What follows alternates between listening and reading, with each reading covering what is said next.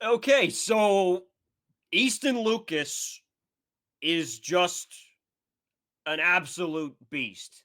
And George Springer is the best player to ever play baseball again. What is going on?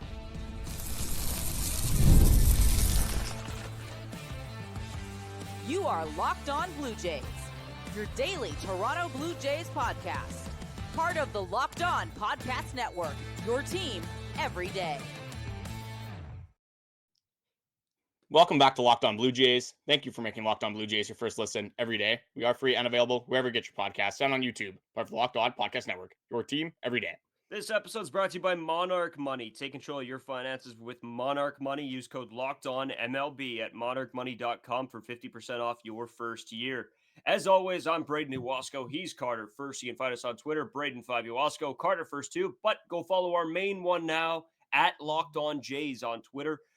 You can also follow us on Instagram and TikTok at Locked On Blue Jays as well. If you're not subscribed here on the YouTube channel, make sure you do head there. If you're listening anywhere else, head to the YouTube channel, drop a subscription there anyway. It helps us out a ton. It gets you guys posts, videos, shorts, live streams, the whole ordeal. What a start here to the Red Sox series. I'm blown away. You know what? The games are at a perfect time for me this week. I was absolutely having a blast because I can get home from work. I can watch the games. I can go to bed at a somewhat decent hour. It's fantastic. And the Blue Jays are winning games. Me and you talked about this before, Carter. Was this going to be a little bit of a throwaway game, right? No Andrus Gimenez in. No Easton Lucas starting. The bullpen was used up on the game before in Jeff Hoffman and Yimi Garcia. Was this going to be a game that we just sort of toss to the wayside and say, well, the Red Sox might take this, right? Garrett Crochet on the mound. That's a hard one to win. Apparently not. Apparently, Easton Lucas is just going to come out and be an absolute dog. George Springer is going to continue to be an absolute menace. Bichette, very solid game. Overall thoughts, feelings, Carter. How are you feeling about the Jays' start here? This entire season has just been an absolute roller coaster when you're looking at the Toronto Blue Jays. You go from opening day getting absolutely smacked to a bounce back campaign where you win 8-2, then you blow a lead to the Orioles, you sweep the Nationals, you get swept by the Mets, and now we're here with a Vladdy signing and a 2-game winning streak against the Boston Red Sox, really fulfilling the roller coaster of the Toronto Blue Jays. This is kind of throwing me back to like the 2023-2022 vibes, where whatever you thought the Toronto Blue Jays were going to do, they do the exact opposite. They go out, Easton Lucas, Garrett Crochet on the mound, obviously signing his own extension in Boston as well. That was one on paper you're thinking, hey, if you lose this game, you end up dropping it. The next two matchups coming up, you got Gausman on the mound, you got Bassitt on the mound. This isn't the worst thing if you end up dropping this game, but Easton Lucas is Randy Johnson. He's Chris Sale. He's Yusei Kikuchi. He is absolutely unbelievable right now. 10 1/3 innings pitched over his 2 starts. Hasn't given up a run as a major league starting pitcher. So that is absolutely unbelievable to see. And it makes just this managerial problem that we thought we might have with how are we going to kind of spot fill these couple starts with Max Scherzer out. It made this situation a whole lot easier for the short term, but for the long term now, what do you do with Easton Lucas? I think after this, you have the hot hand. You clearly see him doing it at the major league level. I think a lot of Toronto Blue Jays fans, as of right now, obviously you like Max Scherzer, you like what he can do for the team, but you see what Easton Lucas is doing. I feel like a lot of fans would not love seeing Easton Lucas get sent down to AAA. That's what they end up deciding to do. No, and yeah, that's the big conversation now. And do I think Easton Lucas is going to continue and be unbelievable and unstoppable? I don't know. I doubt it, honestly. I hope he's great, and I hope all the best that he continues and just is an absolute dog the rest of the year. But the conversation is, at least right now, first of all, when is Max Scherzer coming back? Second of all, how will that impact Easton Lucas? Are they going to throw Max Scherzer in right away? I'm thinking at least for sure Easton Lucas is going to get one more start, if not 2. And maybe the decision gets based on those games, right? Hey, can he continue to put up good numbers, or does he get shelled in 1 or 2 of those games? And if not, and if he continues to be unbelievable, I don't know what you do. I really don't. Do you turn to a 6-man rotation right now? I don't love just tossing him to the bullpen. So maybe a 6-man rotation right now, give the guy some rest while you can, is the option. But then again, what do you do when Alek Manoah comes back eventually? it's a good problem to have, I guess, right? You got so many good starting pitching that you don't know what to do with them right now. And will Max Scherzer come back anytime soon? That's still up in the air. So I don't know, Cart. What's your thoughts? What do you do with Easton Lucas? Yeah, the biggest thing is, like you said, is when is Max Scherzer available? This isn't a problem at all. Like, you don't have anyone kind of forcing this decision until you have that Max Scherzer return. Don't expect Jake Bloss to obviously make enough rumblings to take his spot. So it's the Easton Lucas show until we do get Max Scherzer back. That's the biggest thing, is finding out how healthy Max Scherzer is. But this is the best case scenario for the Toronto Blue Jays. Easton Lucas going out there and being effective on the mound. Because now you have Yariel Rodriguez. Clearly, they like him in this bullpen role where they don't want to stretch him out as a starter. They don't mind throwing out in a long relief. I think 2 innings max is kind of their plan with Yariel Rodriguez. You don't have to do that as a spot start for this Max Scherzer injury. You don't have to go to Jake Bloss. You don't have to rush him back to the major leagues. You don't have to go out and make this massive trade. There's no blockbuster move that needed to happen. You just have Easton Lucas being an absolute dog on the mound, giving you quality starts, giving you great chances at winning baseball games. So it's the perfect time for Easton Lucas. So I think right now it would have to depend on how long that Scherzer is out. Does Easton Lucas get only one more start, or is he going to get somehow 2-3 more starts? If it's only one more start, I think you can't keep Easton Lucas with the club. I don't think you go to the 6-man rotation. I don't think that necessarily benefits you. I think you send Easton Lucas back down to AAA, as much as fans might not like that.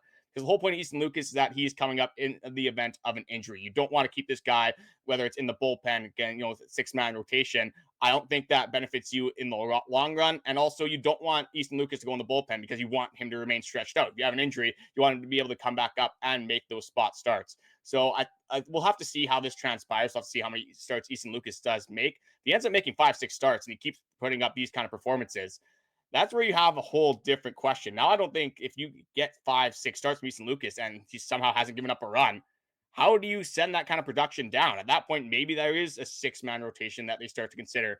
Maybe there's a trade somehow that they have to figure out. I think that's a very good problem to have. You can never have too many good pitchers. But I think obviously right now they lead towards Max Scherzer, unless Easton Lucas makes this a massive problem that the Toronto Blue Jays have no other option than just to have this guy on the Major League club. Yeah, that's the big thing, right? It's not a problem if he goes out and sucks in his next 2 starts. But if he continues to be good, that's where we're all going to see question marks. And hey, what is this club going to do, right? It could end up being a pivotal point of, hey, do you send this guy down anyway and you bring Max Scherzer back? But then does that hurt you? It's very, very interesting. And I can't wait to see what happens because good for him. He's 2-0 on the season, 2 wins. You love it. Another great thing about this too is that the bullpen has not been taxed whatsoever. You get 5 innings from Easton Lucas, you get 5 innings from Easton Lucas. We said if you get 5 innings from any starter on this team, you're probably going to have a pretty good chance to win a lot of ball games. Thus being, 12 games in the season, you didn't want to have to throw Nick Sandlin as an opener. You don't want to have to throw Chad Green as that opener. Now Easton Lucas, again, you're not taxing the bullpen early on. There's just so many different things that good Easton Lucas starts, and having a good starting rotation just fixes all of your problems, especially early on in the season. But I kind of just wanted to break down the Easton Lucas start and just how he did pitch in that game. He actually had his off-speed pitches working. Normally in the first game, it was just that changeup and the fastball. He actually had his breaking pitches on as well. Was throwing his sweeper in this game, was throwing his slider. And you could really see the full complement of Easton Lucas. Really relied on the fastball today.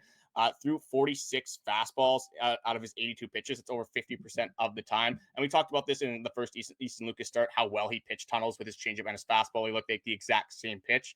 You have this extra pitch on now. Now there's really no discussion that you can have. Oh, this Red Sox lineup isn't that good. Oh, it's the Nationals. That was kind of the excuse a lot of people were giving to the Easton Lucas start that he had against the Nationals. Now you got Devers in this lineup. You got Duran in this lineup. Like you have Bregman in this lineup. There's a lot of good hitters in this Boston Red Sox lineup. So you cannot excuse what Easton Lucas did out on the mound today.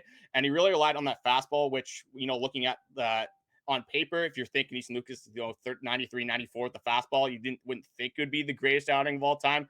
But Easton Lucas, again, continuing to prove the doubters wrong and putting up great starts for the Toronto Blue Jays.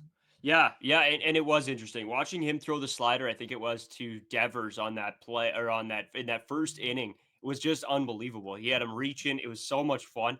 And you're right. I think this is a big series for the Blue Jays to say, hey, it wasn't just because they were the Nationals. It wasn't, we're not the team that gets that can't pick up wins, like when they played against the Mets. There is going to be a lot of conversation around, the consistency of this team and when guys show up to hit, because we kept talking about, I know over the last few days, of when's our big guys going to show up. And we're still waiting.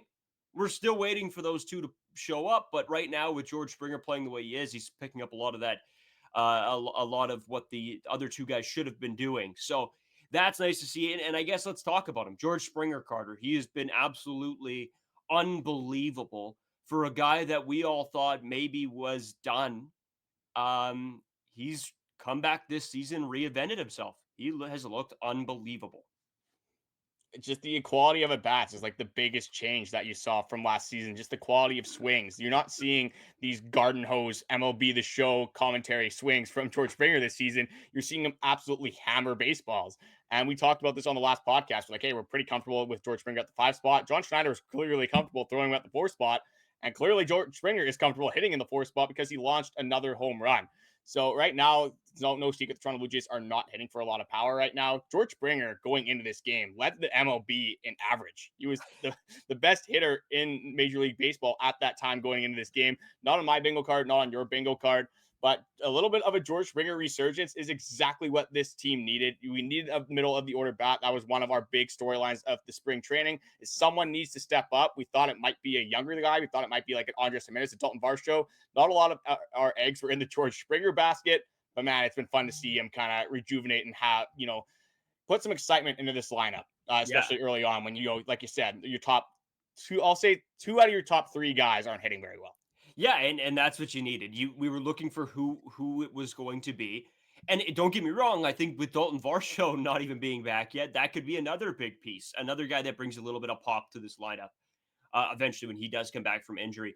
But yeah, you're right. Right now, 2 of our top 3 players that we should be banking on scoring runs aren't there. And thank God for George Springer right now. And I honestly, I didn't think those would be words coming out of my mouth going into this season, but here we are, and it is unbelievable. And I know we dogged on George Springer a lot, Carter, over the off season and last year as well.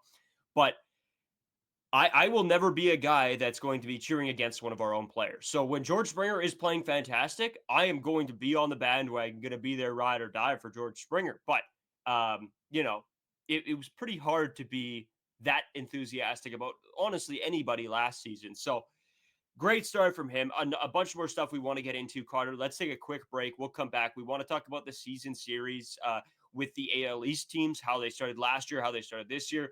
How do they compare? We got a lot of stuff to talk about yet in the third segment, so make sure you guys stick around till then. A lot to go over from this game, storylines moving forward. We got to talk about David Schneider. We'll be back with more right after this. Today's episode is sponsored by Wonderful Pistachios. Looking for a snack that's both delicious and nutritious? Crack into a good source of protein with Wonderful Pistachios. Wonderful Pistachios is one of the highest protein nuts. Each 1 ounce serving has 6 grams of protein, giving you over 10% of your daily value. Plus, they're packed with fiber and better for you unsaturated fats to help you keep feeling fuller longer. Personally, I love the no shells variety now that whether I'm either hanging out with friends, I'm going to work, even though I'm just sitting on the couch watching a movie, Wonderful Pistachios is my go-to snack. Super convenient, very satiating, very filling, and the convenience is the biggest thing. Don't have to make a massive meal. So if I just want to, chill out, kind of have a lazy day, Wonderful Pistachios is always there for me. Another nice factor with Wonderful Pistachios is that they are a complete protein and they provide all 9 essential amino acids. Get snacking and get cracking with a snack that packs a protein punch. Visit wonderfulpistachios.com to learn more. That's wonderfulpistachios.com to learn more. So, Carter, lots to get into from the game itself. I want to start talking. We will get into the David Schneider of it all because I know it's a point you wanted to bring up. I did want to talk a little bit about how the Blue Jays have started against the AL East this season in comparison to last year. And honestly, in the past couple of years, just them being horrible against AL East teams. But I did want to ask you if you had anything else to throw in on George Springer before we continue. Yeah, I do have a couple more things. The George Springer with his WAR right now. Obviously, he's playing an unbelievable brand of baseball. He already is over 50% of the way to his WAR numbers in 2024, and we have played 12 games. George Springer didn't play in one of those games. So Now, I guess you kind of have to ask the question, how bad was George Springer in 2024 and how good has he been in 2025? Both of those are very true. He was terrific in 2024. He's been unbelievable in 2025. So we're going to continue to ride the hot hand. And John Schneider, obviously, with him moving up to that cleanup spot, is continuing to ride the hot hand as well. And I just looked at his weighted runs created plus because I was going to ask you during the after the break was weighted runs created plus was. I'm just going to throw it out there. The average is 100. He's at 237. So he's having a very good year, and hopefully he can continue to dominate, especially with this gauntlet of a schedule coming up. What a good time for George Springer to be hot right now. And that's the thing, right? We need our best players or our quote unquote best players to play well right now. This is a very important stretch of the season schedule. And I think if you can get as many wins as possible, it's going to ease up. So you need to go full throttle. And the guys who are playing well, you're just hoping that can continue through April and a little bit of May, at least to get as many wins as possible now, so that when the schedule does ease up, guys can have those, on and off games. Because that that's going to happen eventually. Everybody goes through hot and cold spells. It's going to happen. Just hopefully we get a lot of hot right now. Yeah, that's wild, man. I'm so impressed with George Springer. I'm blown away. I know everybody we talk to that's a Blue Jays fan is completely shocked. Nobody thought this was in the cards. But I do want to get into the AL East series of it all, because this is something that has been a pain for me watching over the past few years, is how bad the Toronto Blue Jays are against their own division. Last year, they went 21-31 against the AL East in their first, I think it was 9 games. In their first 2 series or 3 series, they were, their first 2 series, they were 5-5, I believe, Carter, in the first 3 series against the AL East last season. And don't get me wrong, that's good, but then they fell off the face of the earth. So to start this year out being, what would it be? I guess 4-2 right now against the AL East. That's something that we got to see continue. This team has to do well against AL East teams, and we have not seen them play the Yankees. We have not seen them play the Rays. Obviously, they've played the Orioles to start the year. They're playing Boston now, and then they got the Orioles right after the Boston series. So I think it's going to be a crucial part of this season, and it always is, I guess. But we've seen how bad they are, and them still be able to make the playoffs or be close when not playing well against their own division. Imagine if this team does really well against their own division. That's just going to have the snowball effect into being better overall, because it's more games. The most you play is against your own division, and that's what this team needs to do, is be good against the teams that you're stacking yourself up against, that you're trying to fight for spots against. And at the end of the day, Carter, that's what I'm looking to see, at least in the next 2 games plus the Orioles series, how this team comes out and competes. Yeah, now that they have changed the amount of games that you play in division as well, it used to be 19, now it's 13. You could argue that those division games either mean more, or they're more significant, or they're less significant. So there is less of them. So obviously you're not playing your division as much. But since there is less games, you can argue that those games do mean more, because there simply is just less of them. You beat the Baltimore Orioles, you beat the Tampa Bay Rays, whoever you're playing. In this scenario, it's the Boston Red Sox. You're obviously winning the game and they're losing a game. So that's pretty much like 2 games right there that you're gaining in hand. So you got to win those AL East opponent games. You got to win those rivalry games. Back in 2022, the Toronto Blue Jays were unbelievable against the Boston Red Sox. I believe it was 16. They were 16-3 when there's 19 games against the Red Sox. That was around the time when Ronald Tapia was hitting grand slams because Jarren Duran had no idea where balls were. I think the Jays scored like 27 runs in that game. So if we can get, the vibes kind of even be like 50% of what it was against the Boston Red Sox in 2022, I think that's something that a lot of Toronto Blue Jays fans are going to take, especially right now. It's like looking at the standings, Toronto Blue Jays back at the top of the AL East as we are recording this at 7-5, but the Tampa Bay Rays are last in the division at 4-6. So again, very early on the season, but these teams are all supposed to be competitive. So these games are going to matter a lot going down the stretch. But there is a guy that we do have to get into, a guy that really stole the show and has been carrying the top 3 guys in the order, because he's really the only one producing, and it's Bo Bichette. Again, we've talked about this every single time on the podcast, that when you looked at Bo Bichette in 2024, you knew that was not how Bo Bichette was. And I don't even want to tap us on the back too much, because we did have the Bo Bichette bounce back. But like I've said on multiple podcasts, that was one of the most obvious things of all time. Bo Bichette using the whole field, shooting balls up the middle, shooting balls backside, just having very good swings, coming up in clutch situations, getting multiple hits, driving in multiple runners. That is exactly what you need from the top of your order, and that's exactly what you need from Bichette early on the season, especially when Vladimir Guerrero Jr. and Anthony Santander are not producing the way you want them to. No, absolutely. This, if you have to put this season so far on a couple guys, it's Bichette and George Springer. Those two have been the offense that, we've wanted to see from Vladimir Guerrero Jr. and Anthony Santander, right? And imagine, and this is something crazy. The Blue Jays are winning games without the production you necessarily want from Vladimir Guerrero Jr. and Anthony Santander. If we can get all four of these guys going at the same time, oh my God, watch out. Because these four players, the top of your lineup, could legitimately win you games, the four of them. That's how unbelievable they can be. But we haven't seen that yet. And Bichette is making his case to get an absolute bag at the end of this season because he's doing exactly what we all knew he could do. He had one bad year, and half of the Toronto Blue Jays fan base dropped off the Bichette bandwagon. Well, I don't get it. We knew that this is how this guy was going to be. This was written. This was, you're right, Carter, the easiest call of all time that Bichette was going to be back. And sure enough, he is.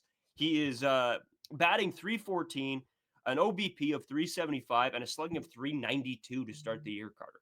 Like, I don't know. He's doing everything you want, and especially from a one-hole hitter when we didn't know who was going to be our one-hole hitter. And Bichette's like, I'll do it. It's fine. And he does a fantastic job at it. It's great. Great to see.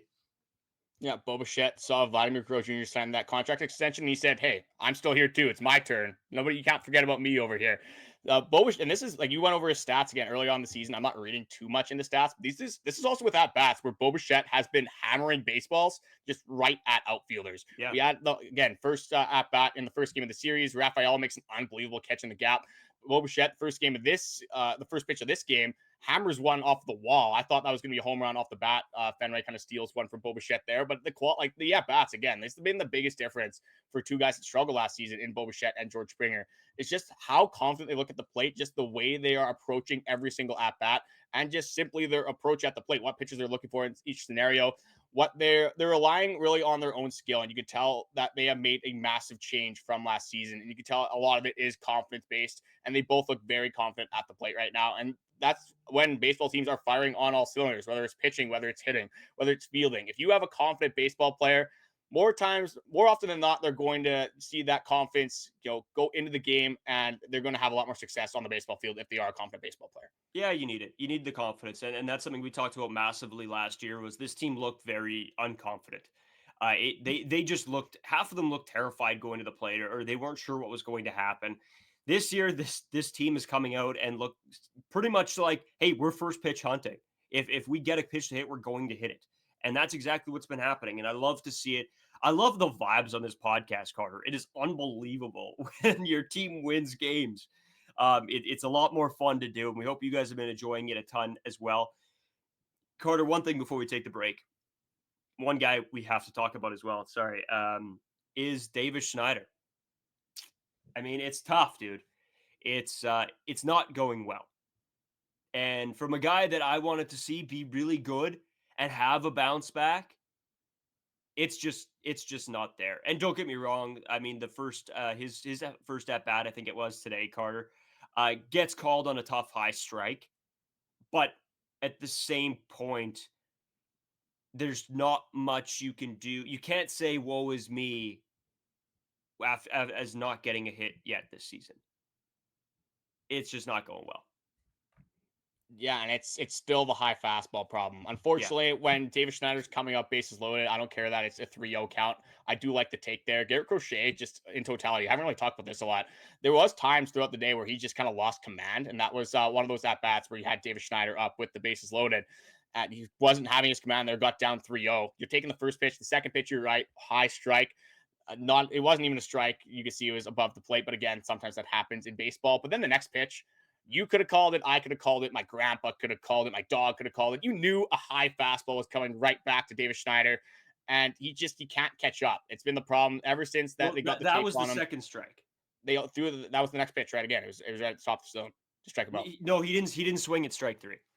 Yeah, well, still, Yeah, it's a high strike, and he's not swinging because he thinks it's a ball. Yeah, and it was a ball, and to be fair, but Well, like the second strike was a ball, but the strike that he got struck out on, that was a strike. He's got to be swinging the bat there. He's looking at the ball, and he's getting yes. struck out in a bad situation. Well, yeah, no, and I'm not arguing you that I mean it was out of the zone. Like when I look back at that where that pitch was, it was probably a ball and a half high. Yeah, But the second called strike was a ball. Yes.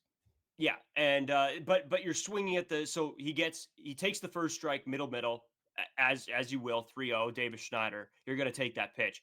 Second pitch, you swing out of your shoes on a high fastball, and then you expect to now go. And this is my problem. You take a good pitch on strike three, which is probably a ball, but the problem is you just swung out of your boots at strike two, and you expect now to get that call. It probably wasn't going to go that well, and See, that's the I'm Davis remembering Schneider. this as the reverse. I'm remembering this as the Davis Schneider's getting a bad call on 3-1, and then he's striking out on 3-2 because he's swinging at a high fastball. No, That's the way I'm remembering it. But no, he swung at strike two, and then looked at strike three. yeah, Went out. either way, bad call obviously does Yeah, hurt him. But at the end of the day, you're in a spot where you need to do damage. And this isn't the first time that we've seen this with Davis no, Schneider. Is the whole encompassing point here is that Davis Schneider really been struggling with the high fastball, clearly has not figured it out.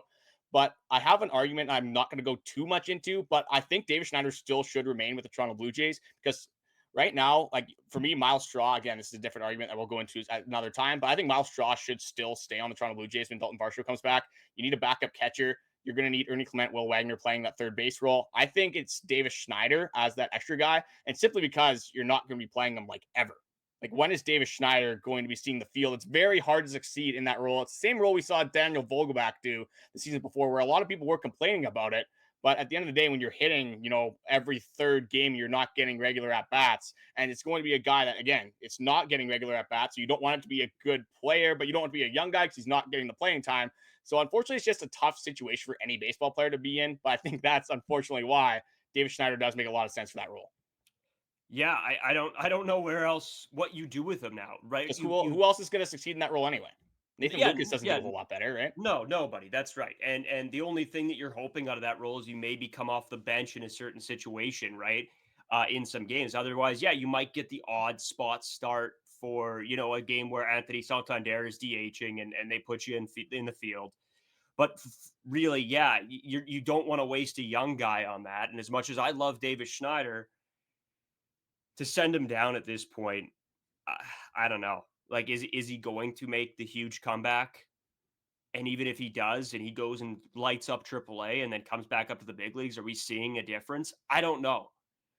And that's the tough part with me right now is I want to see him succeed, but it's just it hasn't changed. He looks like the same Davis Schneider from last season, and guys are knowing how to beat him, and he's getting beaten. There just isn't the adjustment being made from him.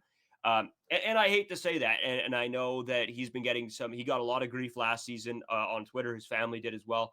We urge everybody to stay away from that, especially when you're directing tweets toward his sisters or whatever like that. You could be upset at the player all you want. You don't need to be firing at the family. That's sort of crazy to me. But also, I don't think it's bad to also say your criticisms. I think you have to be able to do that as well. I think as long as they're not targeted and personal attacks, having your criticism of a player because they aren't playing well is totally justified and totally valid. Yeah, it just becomes a problem when you're tagging his sister in some of your mean tweets. It's like, why are we overstepping here? Like, why does she Yeah. have to be included in this argument? For sure, that's what we do on this podcast all the time. Is we critique hitters, we give people their flowers when they deserve it. George Springer, like, we weren't expecting a whole lot, has been very good, and we've talked a lot of positive. Like, been very positive about George Springer, been very positive about the starting rotation. We've been positive where the players have deserved their positiveness, I guess is the way we can say it. Yeah. If a player isn't performing, for sure, you got to be critical of them. But again, there's obviously a line that you don't want to overstep with this Davis Schneider stuff. And again, it's a very hard role to be in. If you throw Aston Barger in this role, if you throw Orelvis Martinez in this role, you could throw an MLB every day. We saw Whit Merrifield when he came over here in a trade, didn't play every single day and was an absolute bum at the plate. So it's a very tough adjustment for some of these guys to make, especially when you're probably predominantly throughout your entire career. I know Davis Schneider wasn't this massive prospect, but he's probably been the best baseball player on the majority of his baseball teams. So he's probably playing every day. He's playing every single inning. There is an adjustment, obviously, to not playing every single day, every single at bat. But we still have a series that we want to go into, a couple more injury updates I want to go into as well. Just some more housekeeping we want to get into. Again, Blue Jays news, bunch of stuff we want to cover. We're going to take a short break and hit you guys with that.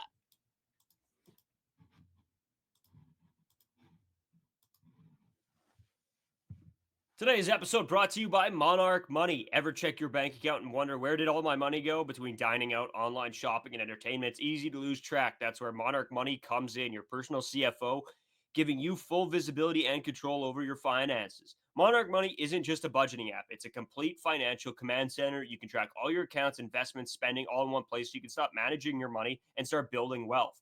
That's something I've been really trying to focus on this year is not just, spending money. Oh, I got a little bit extra. I'm going to spend it on this or that, or not think about where my money's going or what it's being used for. I'm trying to be way more conscientious about that. And Monarch Money is the perfect place to help me. So I really suggest you guys giving it a try. If you notice the spending's getting a little out of hand, I think go to Monarch Money, use their service, and they'll help you figure it out. Take control of your finances with Monarch Money. Use code LOCKEDONMLB at monarchmoney.com for 50% off your first year. That's monarchmoney.com, code LOCKEDONMLB for half off your first year. Half off is a steal of a deal. Get on that. That's unbelievable.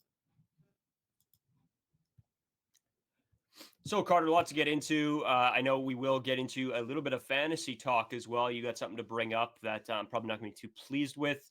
But to start it off, you got some injury updates for the Toronto Blue Jays. So why don't you hit us with those? There are a few Toronto Blue Jays updates that I want to get into. These are all from Shai Davidi here. So Daulton Varsho's throwing has been progressing really well and is at the same distance, 150, 165 feet, said John Schneider, hoping to throw to the bases later this week.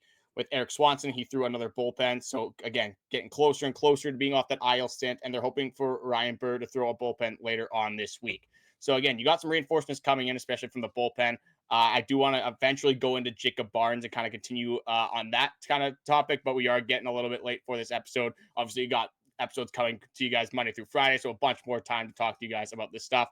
But yeah, just getting excited for some of these reinforcements to be coming back. I'm going to be interesting to see where they kind of throw Daulton Varsho into this mix. Obviously, he's going to be playing every single day, but now with a lot of guys firing, especially a lot of guys in the bottom of the order that are hitting very well, who's going to be the first one that you're taking playing time away from? Going to be an interesting storyline that does develop. But you got anything else to add to these injury updates before I get into the long-awaited thing I've been wanting to talk about all week? Sadly, no, I don't have enough to delay this. No, you know what? It's great. You need guys to come back from injury. You need Daulton Varsho back. As much as this team has been unbelievably gross defensively, with before yesterday's game, they were already at 10 defensive runs saved. So unbelievable start from this crew defensively. Bichette has looked really good defensively. I got to give him his hat tips. Andrus Gimenez has looked unbelievable. The fielders have looked unbelievable through and through. There hasn't really been a downside to any of them. So I think, yeah, with getting Daulton Varsho back, that just helps out in every facet of this game. So yeah, really excited to have him back, and the bullpen help is extremely important, especially two of those guys that you really want to see this season. So yeah, pretty pumped about all that. Yeah, I'm just excited to not see Jacob Barnes ever throw a pitch for the Toronto Blue Jays. I'll get into why that is my take probably on the next episode. But the long-awaited talk, we try to save fantasy for the Tuesday episodes. And as you guys know, if you were listening the week before, it was our Locked On Fantasy Week. I was playing Braden in our Locked On League. And who would have thought Carter gets the best of Braden once again, beating him 198 to 166. I go to 2-0 on the season. Braden goes to 0-2. There are 6 other guys that are 2-0 as well. So there's 7 people in the 20-man league that are 2-0. Congratulations to all of you guys that are joining me undefeated. But Braden, you got a statement you want to make to the people. Hasn't necessarily gone the way you wanted it to. But like I said, the first time you lost, maybe your fantasy team had to make the sacrifice so the Toronto Blue Jays could be a good baseball club this year. Yeah, no, this team is horrible. I drafted a horrible team. 20 He's man already just out. never done it. This team's terrible. Yeah, listen, I think I have a good team in our 10-man league. The Locked On Blue Jays league with all of you guys. I mean, if you see me on your schedule, it's a free win. This team's horrible. And if I do end up beating you, I'm going to clown you on the podcast because this team should not beat anybody. I have 22 points this week. Like, this team does nothing. Nobody does a thing. My pitchers, I will say, I think I don't know when it's starting, but I think it should be now where you only get so many matchup acquisitions per week. Okay. Which it didn't the first week because it was a weird week. So I think that has started now. I think it's 4 acquisitions Yeah, per I week. have it pulled up here. It is 4. You're right. So I knew it wasn't going to happen the first week, and I thought, "Oh, well, this is horrendous because guys are picking up a million people, and I can't compete." And now these acquisitions have come in, so you got to be careful with who you're putting, who you're dropping, who you're picking up, because you won't be able to do it for the entire week. So have that in the back of your mind as well. It's something to look out for. But no, at the end, I'm out. This is terrible. I'm horrible. I'm gonna try to, I don't know, do something and figure it out, but yeah, no, it's not a good team. See, I've never done daily fantasy before, and that's the first thing I noticed, that somebody obviously found the meta and just realized that, hey, you just throw in a pitcher that's pitching that day. Obviously, you kind of have to read into the matchups who's the pitcher obviously is. But there was a time I threw, you guys might know this as Toronto Blue Jays fans with listening to this podcast, but I had Simeon Woods Richardson in on my fantasy team, who honestly, it's the Twins' probably 5th starter. Probably shouldn't be starting on majority of people's fantasy teams, but hey, I got me like the 7 points or whatever it was. But that's what people have been doing. They've just been rotating in their starting pitchers. Now there's going to be a little bit more thought that goes into that. You can't just kind of blindly plug and play some of these guys. So I don't hate the matchup acquisition limit. But that's pretty much all I have for the fantasy stuff. We do have one more thing that I quickly just want to go over, and it's just going to be his stat line. Obviously, I wasn't able to watch this. I do want to watch the Toronto Blue Jays prospects when you have 162 baseball games of the Toronto Blue Jays. Tough to watch the Trey Savage start, but I do want to go back and watch the highlights of this at least. This is from Keegan Matheson, the number 2 prospect in the Toronto Blue Jays organization. Trey Savage made his pro debut tonight in Single A Dunedin. Again, this is Single A, so take it with a grain of salt, but it's also Trey Savage making his first pro day start, so obviously interesting to read into. 3.2 innings pitched, 0 earned runs, to give up 2 runs. But had 1 hit, 4 Ks, did give up 6 walks, so did struggle with the command early on, but settled in. Eventually was touching 95. Again, that's from Keegan Matheson. Hoping to see him kind of progress through the minor leagues, maybe get to the Double A club at some point this year would be my end goal. That would be some serious progression from Trey Savage, but nice to see at least no earned runs given up in his first start. Yeah, it's those prospects, right? Those big guys you want to watch for, and Trey Savage is one of them. So at least know his name, look at his stats. If you see something interesting, keep him in the back of your head because he might be a Toronto Blue Jay one day. So, yeah, thanks as always, guys, for listening and watching. We hope you guys enjoy everything that we have going. We hope you enjoy the Toronto Blue Jays season so far. It's been a fun one. Hopefully, they can go and at least get one more win to take home this series. But right now, 2-0 to start looks fantastic. I'm excited to see how this one comes to an end. As always, stay tuned in. We'll be back tomorrow. Appreciate, as always, make sure you hit that subscribe button. Talk to you guys tomorrow.